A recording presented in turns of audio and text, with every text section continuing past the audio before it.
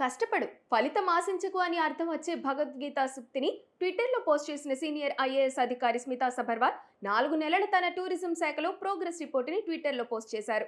4 నెలల్లోనే తాను గొప్ప పురోగతిని సాధించానని ఆమె చెప్పే ప్రయత్నం చేశారు. అయినా బదిలీ చేశారన్న అర్థంలో భగవద్గీత బోధ పోస్ట్ చేశారు.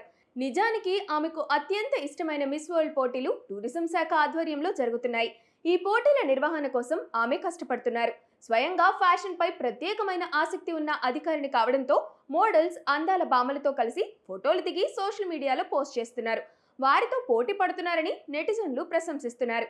అందాల పోటీల్ని అంతే అద్భుతంగా నిర్వహించి తెలంగాణ టూరిజాన్ని గొప్పగా ప్రమోట్ చేసే ప్రణాళికలు వేసుకున్నారు. కానీ అసలు పోటీ ప్రారంభం కావడానికి వారం రోజుల ముందే ఆమె బదిలీ అయ్యారు. దీంతో టూరిజంతో పని లేకుండా పోయింది. అందుకే ఆమె నిరాశకు గురయ్యారు.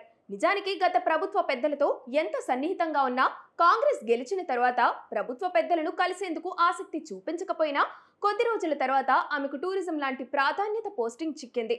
కానీ కంచగచ్చబౌలి ఏ ఫోటోలను షేర్ చేసుకుని ప్రభుత్వంతో తన సంబంధాలను పూర్తిగా చెడగొట్టుకున్నారు.